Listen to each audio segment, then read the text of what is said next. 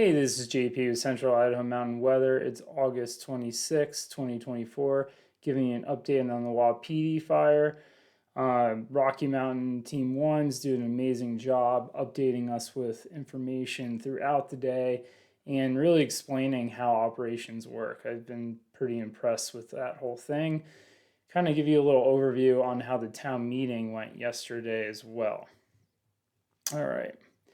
And if you're still enjoying this broadcast, we ask that you do a one-time donation or a monthly donation would be even better to keep this thing continuing. Well, let's get into it. All right, so yesterday the meeting, Kurt Flanagan, the SNRA area ranger, made it very clear that he wants his goal for the forest is to protect structures. So structures being everything that lies around Stanley.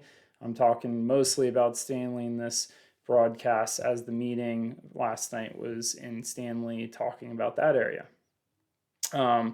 He said that you probably aren't going to see any black lines. What he's referring to is containment lines. You see on this map it's red. That means the fire is still spreading, because he just wants to focus on structure protection. So we'll in his words, say we'll see fire on the landscape for a significant time. The SNRA is also going to be closing down more trails to the south, similar to the Bench Lake fire.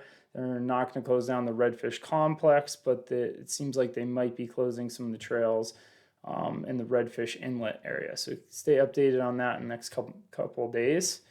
I do want to walk through what has been happening. I'm going to talk about all the different communities around Stanley.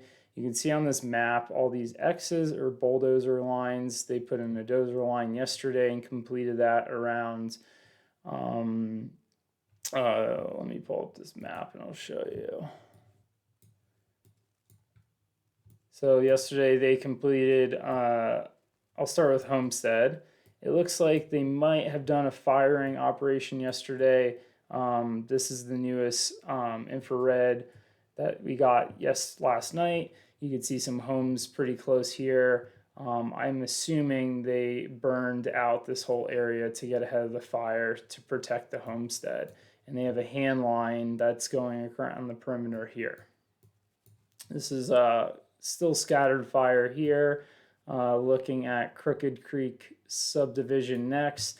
They put a dozer line in roughly protecting this one home here and then tied it into this road area here, protecting those. I'm assuming today that they'll probably gonna move some pumps and sprinkler systems if they haven't already in there. I have not seen that indicated on their map. Moving over to Iron Creek to the east, closer to Stanley, they put a dozer line in that kind of roughly went through here and through this open field connecting back to this road here. There is a future road. They are going to work their way up towards the Iron Creek trailhead and basically just thin out the road on either side there. And they might do some firing operations around here if the weather permits that. And just want to talk a little bit about Levi from the Custer County Sheriff's Department talked about evacuations for Stanley. There's no changes at this time. We're still in go for Zone 1, ready for Zone 2, and set for Zone 3. He did mention the only time he's going to throw Stanley in the go order is if he's seeing enough ember spread that they can't control any fires that are spotting in Stanley. So if they get to that point, he is going to have they talked about having a conversation. They don't have any hard lines when the fire gets to this point that they're going to just shut down the town and evacuate. They're going to have a conversation about that, or if there's enough embers spot firing the town of Stanley. Another point he made is if the fire wraps around to the north and cuts off access to, or escape route, I should say, over to Chalice. And also, if the fire were to spread south and work its way across Highway 75, he would also then evacuate. Because we got three ways in and out of Stanley: Highway 21, 75 towards Ketchum, and then 75 towards Chalice. So if any of those other two access points get shut down, we already have Highway 21 shut down, he's going to go into the go order. So that is the deal for that.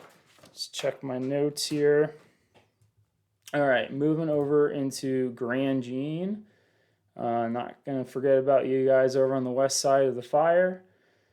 They're still have structure group in the Grand Jean area.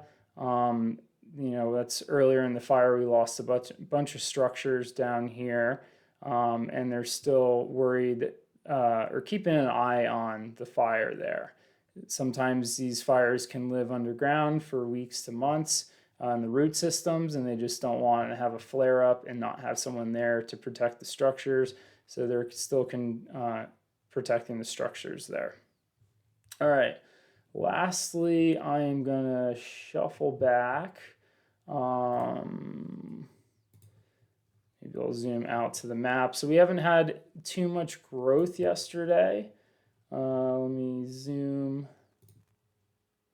Stand by.